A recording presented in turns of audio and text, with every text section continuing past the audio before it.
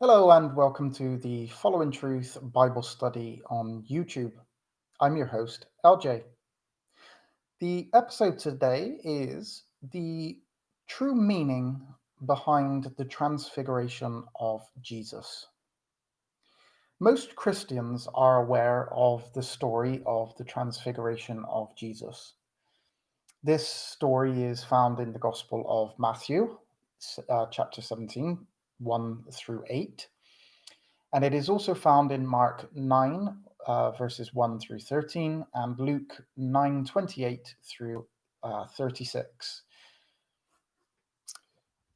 Jesus took three of his disciples, Peter, James, John, uh, up into a high mountain. Matthew 17:1. And after 6 days, Jesus taketh Peter, James, and John, his brother, and bringeth them up into an high mountain apart.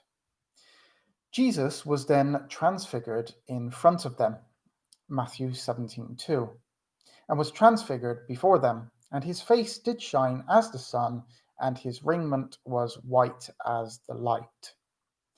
Jesus, being transfigured, simply means that Jesus appeared to the three disciples in his future glorified body. Now, most Christians are actually unaware of the spiritual meaning that underlies the narrative, and so actually miss the true meaning of this story. In this study, we shall look a little deeper at what the Transfiguration actually means. The first thing that we need to know is that this event, the Transfiguration of Jesus, was actually a vision. A vision of all three, Peter, James, and John. And it was not an actual real life event. Jesus did not literally change. Rather, this is just what the three disciples actually saw. Now, we know that it was a vision, as Jesus himself told them not to tell the vision to anyone until the Son of Man was risen from the dead. Matthew 17:9. And as they came down from the mountain, Jesus charged them, saying, "Tell the vision to no man, until the Son of Man be risen again from the dead." This was actually demonstrating the meaning behind the Transfiguration was demonstrating the difference between the two covenants, the Old Covenant and the New one, the ending of one and the beginning of another, the New Testament or the New Covenant. The three disciples were asleep at the time of the vision when it began, and awoke to see their vision in full flow.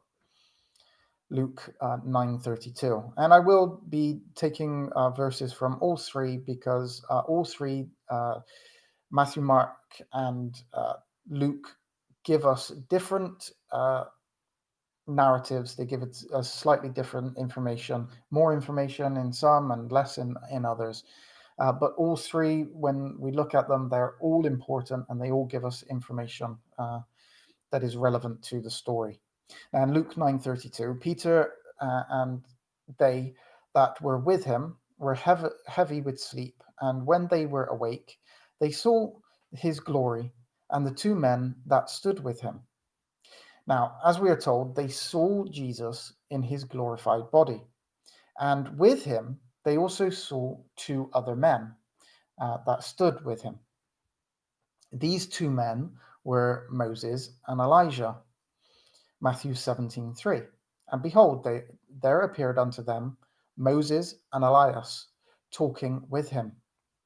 Now, the importance of these two men is usually totally missed. Significantly, these two men represent the law, Moses, and the prophets, Elijah. They represented the vision that Zechariah saw in chapter 4 of the book of Zechariah. Zechariah 4:11. Then answered I and said unto him, What are these two olive trees upon the right side of the candlestick and upon the left side thereof. And I answered again and said unto him, What be these 2 olive branches, which through the 2 golden pipes empty the golden oil out of themselves? And he answered me and said, Knowest thou not what these be? And I said, No, my Lord. Then said he, These are the 2 anointed ones that stand by the Lord of the whole earth.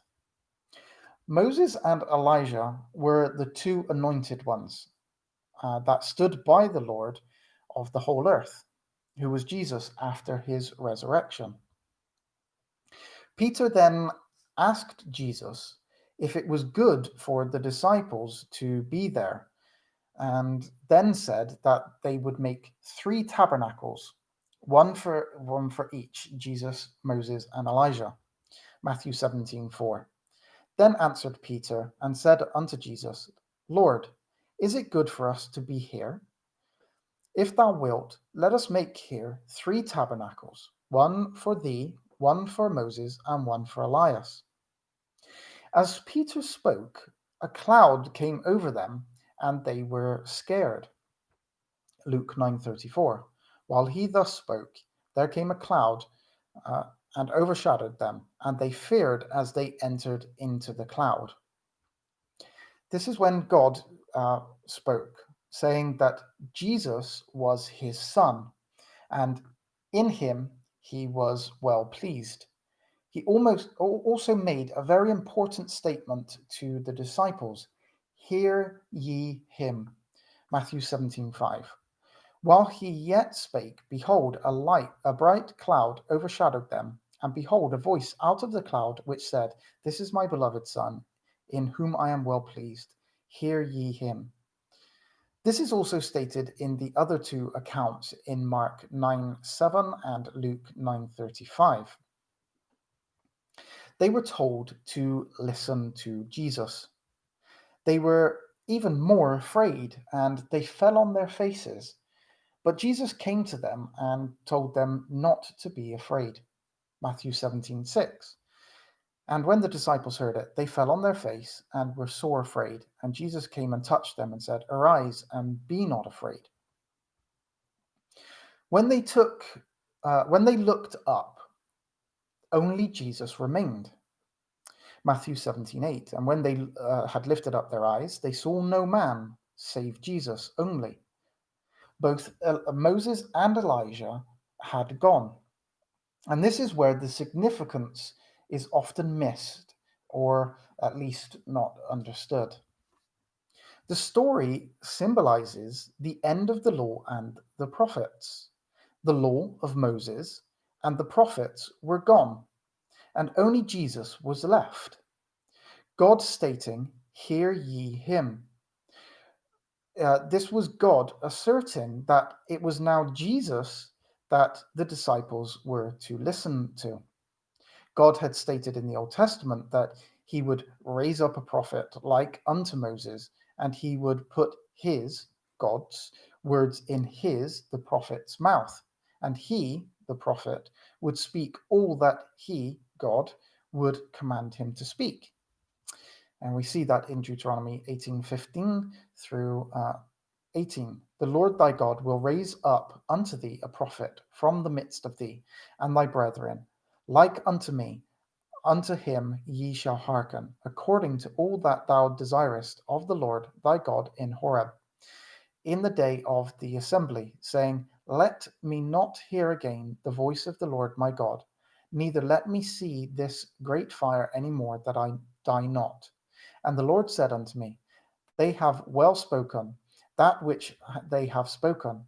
I will raise them up a prophet from among their brethren, like unto thee, and I will put my words in his mouth, and he shall speak unto them all that I command him.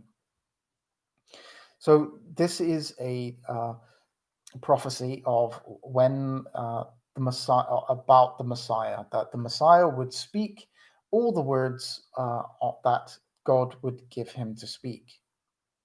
Jesus superseded the law of Moses and the prophets.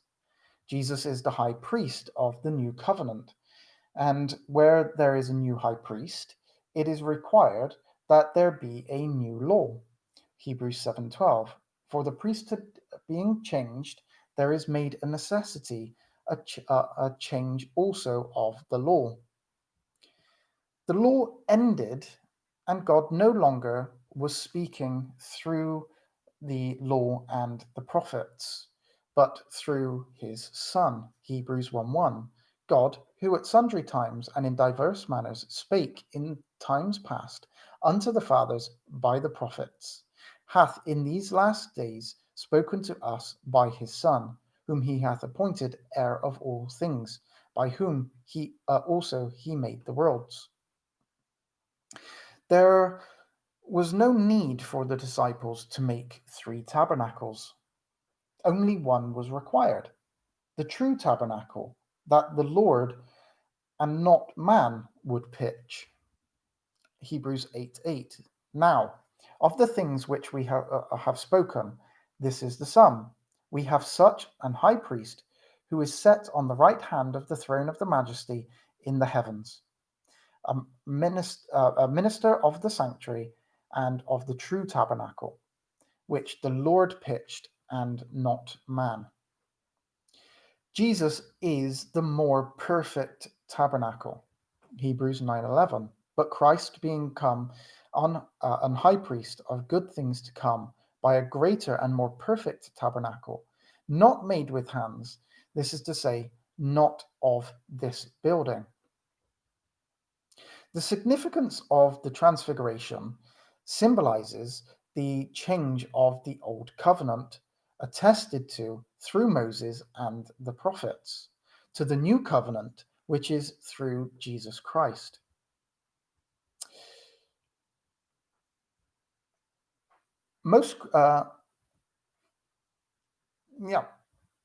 Okay. That is actually the end of the study. That came a little bit quicker than I thought. If you like this video, please give it a thumbs up and subscribe if you haven't already. And I look forward to seeing you on another video. Shalom.